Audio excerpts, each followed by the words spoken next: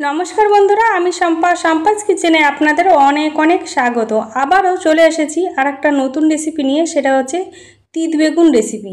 এই রেসিপিটা আমি কিভাবে তৈরি করি সেটাই আজকে আপনাদের সঙ্গে শেয়ার করব। চলুন তাহলে দেখে নিই আমি এই রেসিপি কিভাবে তৈরি করছি। তার জন্য আমি নিয়ে নিয়েছি এখানে তিত বেগুন নিয়ে নিয়েছি। আমি একটু বড় সাইজের তিত বেগুন নিয়েছি, এটাই আমি বাজার থেকে কিনে এনেছি। বেগুনটাকে ভালো করে আমি ধুয়ে পরিষ্কার করে আমি এইভাবে 4 ফেলা করে কেটে নিয়েছি। আপনারা যদি চান তবে গোটা রেখেও এই রেসিপিটা করতে পারেন। আর এখানে একটা আলু খোসা সমেত আমি কেটে নিয়েছি, এইভাবে করে কেটে ধুয়ে পরিষ্কার করে নিয়েছি। আর নিয়েছি এখানে একটা পেঁয়াজ কেটে নিয়েছি। কড়াইটা বসিয়ে দিয়ে গরম হয়ে গেলে দিয়ে দেবো কিছুটা সরষের তেল। এই রেসিপিটা সরষের তেলে করলে খেতে বেশ ভালো হয়। তেলটা ভালোভাবে গরম হয়ে গেলে ফোড়নে দিয়ে দেবো সামান্য কালো জিরে।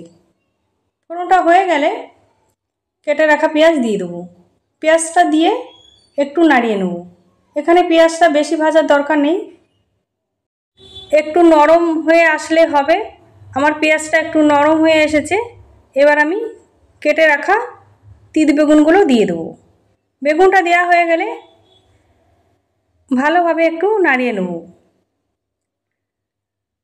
আমি এখানে নাড়িয়ে নিয়েছি। এবার আমি দিয়ে দেবো স্বাদ অনুসারে নুন, আর দিয়ে দেবো সামান্য হলুদ গুঁড়ো, আর দিয়ে দেবো খুব সামান্য পরিমাণে লাল লঙ্কার গুঁড়ো। লাল লঙ্কার গুঁড়োটা দেওয়া হয়ে গেলে এবার দিয়ে দেবো কেটে রাখা আলু। আলুটা দিয়ে আবার আমি ভালোভাবে নাড়িয়ে নেব। আমি 2 মিনিট এখানে রান্না করে নেব। আমি এখানে 2 মিনিট রান্না করে নিয়েছি। এবার ভালোভাবে নাড়াচাড়া করে আমি ঢাকা চাপা দিয়ে রান্না করে নেব 5 মিনিটের জন্য। 5 মিনিট পর ফিরে এলাম। ঢাকাটা খুলে নেব, একটু নাড়িয়ে নেব। নাড়িয়ে নিয়ে আরও 2 মিনিটের জন্য আমি রান্না করে নেব।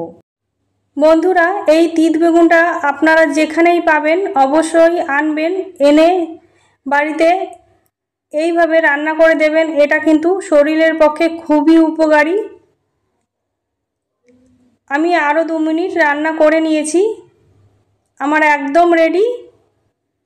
এখন আমি ঢেলে নেব। তৈরি হয়ে গেছে তিত বেগুন রেসিপি। একবার হলে বন্ধুরা বাড়িতে এইভাবে তিত বেগুন বানিয়ে খাবেন। আশা করি সবার শরীরের পক্ষে উপকার হবে। আজকে তাহলে এই পর্যন্ত।